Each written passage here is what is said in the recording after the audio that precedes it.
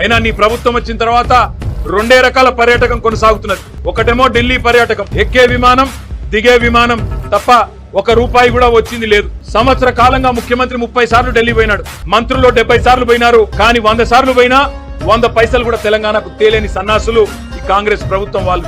అదే మాదిరిగా రెండో పర్యాటకం బాగా ఉంది, అభివృద్ధి చెందుతున్నది అంటే జైళ్ల పర్యాటకం. ఎవరు ఈయన మీద మాట్లాడితే వాళ్ళని జైల్లో పెట్టాలా.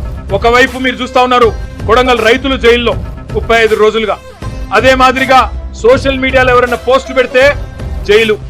L&T లాంటి ప్రముఖ సంస్థ, అంతర్జాతీయ సంస్థ, దాని CFO మీ ఫ్రీ బస్ వల్ల మా రైడర్షిప్ తగ్గింది అంటే నిన్ను కూడా జైలుకు పంపుతాననే ఒక నియంతృత్వ పోకడ ఏదైతే ముఖ్యమంత్రి రేవంత్ రెడ్డి పోతా ఉన్నాడో ఆయనకు ఒకటే చెప్తా ఉన్నాం. గిరిజన రైతులు ఎవరైతే కొడంగల్ రైతులు, కొడంగల్ బిడ్డలు సంగారెడ్డి జైల్లో ఉన్నారో, చెర్లపల్లి జైల్లో ఉన్న మా నాయకుడు పట్నం నరేందర్ రెడ్డి, మాకు న్యాయ వ్యవస్థ మీద నమ్మకం ఉంది, న్యాయం లభిస్తది.